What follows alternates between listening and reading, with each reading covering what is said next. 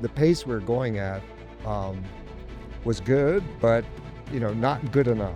Many people get dementia, neurodegeneration, many people get stroke, and there's nothing we can do for that right now. Most direct, effective way is tissue level replacement. I think the talent is out there. There's tremendous interest in regenerative medicine. There's a lot of talented, young scientists. I'm here with Herbert. Hopefully I said that close enough Yep, to right. that's good. So what do you do? What's your company? What's your background in longevity? So I have a mixed past. So I was in academia for a long time as a professor, had my own lab, and then started a company because what we were working on in academia was aimed at repairing damaged brain tissue, particularly damage caused by aging. That could be stroke, that could be Alzheimer's, or it could just be aging itself, which in the absence of disease still causes damage. And looked at cell-based approaches, explored that, tested some of those, but eventually came down to the realization that the most direct, effective way is tissue level replacement. And so we started working on that. And, academia is perfect for developing those ideas, but then in terms of bringing them to the clinic, you need to go outside academia. So I started a company. We were doing well in the company, making, much quicker progress than you would in academia, as you would expect. But it's still a very big project. And so I became interested in working with the government, ARPA-H in particular, to give rise to programs that would accelerate our progress in these areas. So that's where I am right now. Okay. And what's the name of the company you're working with? The company I had founded was BE Therapeutics. BE Therapeutics. Yeah, brain Okay. engineering Brain therapeutics. engineering Yeah. therapeutics. Very cool. So they're still around, but I'm no longer affiliated with them. Okay. And what's the project? Is it, are you affiliated with a different company now that you've started, now that you've separated from them? Or? No, I'm not affiliated with any company. I can't be as part of the government, but I am in touch with a dozen different companies that are interested, companies and academic labs. So we're not restricted to contracting with companies at ARPA-H. We can contract with academic labs or foundations or anybody who could really help us achieve our mission of successful functional brain tissue replacement. That seems like the best position to be in, to be able to work with anybody and not be stuck with one thing. So yeah, and it's really to move the field forward. Okay. We want to achieve this goal, which would be highly impactful. Like, first of all our brains age, but many people get dementia, neurodegeneration, many people get stroke, and there's nothing we can do for that right now. So this would provide much needed new technology for reversing that kind of damage. All right. So you come highly recommended at this event. I think you're probably the most recommended person Thank that you. we talked to here Yeah. after people heard your first couple talks. Yeah. And I want to know more about what you're working on now. So the way I understand it is you're working on having biological bodies that come without brains, so that way a brain could be So transplanted. no, we're not working on that. That is something that I do mention in talks I give as one option for replacement. Okay. Because even if we did achieve age reversal of the brain, it wouldn't do any good if you're in an old body. So you have to consider the body as well.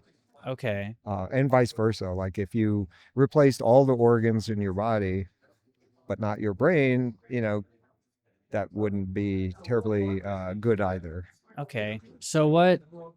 So you said you're not actually working on that, but you've mentioned it. What are you working on? Like when you leave Radfest and you go back to your lab or wherever, what are you going to be working? So again, I'm not affiliated with any lab per se. So in the government, we will contract to the labs out there. So okay, so you kind to of stimulate progress that way. Yeah. okay, So so I'm you not. kind of give the idea and say, hey, give this a shot, and here's the Yeah. math. I'm and very here's- broad in when I talk about replacement, all the different approaches. Okay.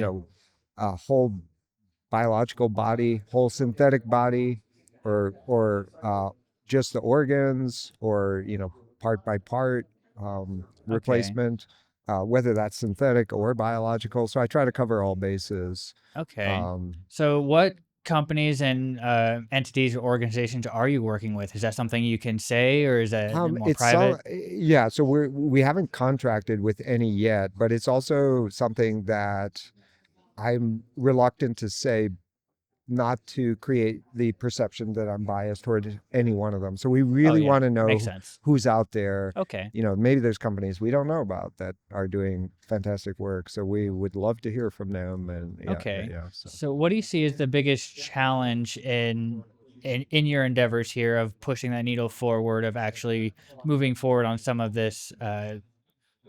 I think it really has been the funding. I think the talent is out there. There's tremendous interest in regenerative medicine. There's a lot of talented, young scientists and experienced scientists out there.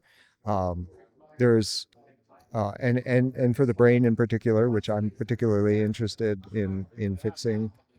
So a lot of interest in neuroscience and in treating diseases of aging that affect the brain. So the talent is there. There's really been, I think, a lack of funding to do that, and the FDA has been open to using new approaches to treat brain damage. There's successful clinical trials ongoing now for Parkinson's, in epilepsy, so introducing brain cells to treat those effectively and safely. Um, so I don't think there's regulatory hurdles either. There's no lack of talent. Um, you know, and we kind of know what we have to do to make new cells or new tissue work the way they're supposed to. So it's really been a lack of funding. And so this is where the government can step in and make a big difference. Okay. So yeah, the government stepping in, that kind of starts on the answer of the next question: is what do you see as the solution to that challenge of funding? Creating programs and supporting projects. So Okay, so contracting like with government programs people to help who will do the supplement. work. Yeah, yeah, yeah, Okay, yeah, yeah. uh, and private investment you don't see as a great option. Like obviously, people have asked So for donations there before. yeah, so private investment is plays a role for sure. Venture capitalists, uh, but they're probably not as adventurous as one would hope venture capitalists to be. That Okay, they want a fairly quick return on their investment, and so for really big projects, um, you know, agencies of the type like ARPA, like DARPA, ARPA-H, BARDA, those can come in and really move the needle to allow venture capitalists to de-risk essentially, so that venture capitalists are like excited to come in the okay. It's next very step. interesting to hear this perspective on it, because it is very different from what I hear most people say who've sat in that chair, which is government needs to butt out and we just need to convince private investors that it's a good investment and to come into it. And the challenge has been Yeah, presented of they do want that return on investment quicker, and that yeah, is definitely a big challenge there. yeah, How did you exactly. come around to, other than that of the return on investment aspect, how did you come around to government programs is probably the most viable option for funding? uh, you know, you could say trial and error, trial and error, right? Because I was in academia trying to move things forward. Then I was in, I started a company, and by startup standards, we were doing well. We had 4 full-time scientists. We had funding, um, but it's still slow. So I realized that the pace we're going at. Was good, but not good enough for those that are suffering from brain damage. So we really, I felt I should do whatever I can to accelerate our progress in that area, and the opportunity arose to become part of the government to create these programs that could accelerate that. So it was, I wouldn't say an easy decision. It was a very well, it took me a while Very to calculated. calculate it. Okay. Yes, exactly. Thank you. So, this can be a bit of a challenging question here, because I'm used to talking to people on the other side of the fence from someone who being in government. Uh, what do you think of the relationship? And you said earlier you don't think regulation is that much of an issue because the FDA is, Yeah. in your experience, willing to work with it. But keeping that in mind, what do you see as the relationship of regulation as it is and the high cost of going through trials and the possibility of more streamlined regulation would do two things: reduce cost and shorten the time frame, which would then result in better return on investment for private investors? Yeah. I mean, I'm not the best person to answer that question because I don't know how much regulation impacts the costs. I think clinical trials are going to remain expensive no matter what, Okay. even if you streamline regulation. But like, I can't give you numbers or anything on like how much you would save by reducing regulation. I Well, know, just yeah, to throw some numbers out there, yeah, round numbers, but have you heard of Prospera in yeah, Honduras? I have. So, you know, we have our opinions on that, and we know a lot of the guys who are involved with Prospera, and they're doing great things, and obviously they have their challenges as well. Yeah, But just to use some of what they've done as an example, Vitalia, that was a pop-up city there, had some gene therapies that they developed and got to market. yeah, And instead of, 15 to 17 years and $2 billion, as is the case with pharmaceuticals and classic FDA yeah, yeah, yeah, environment, yeah, they did it in about a year, give or take, yeah. for I think less than $1 million. Uh-huh, uh-huh. And they attribute that to essentially no regulation, and they were able to just move Yeah. forward. Yeah, so I mean, if anything that can accelerate our progress towards helping us as as we start to fall apart, is good. So yeah, I Okay. mean, So you're not opposed to that. You just, from no, your no, not experience, opposed to that at all. just your I experience, you yeah, have.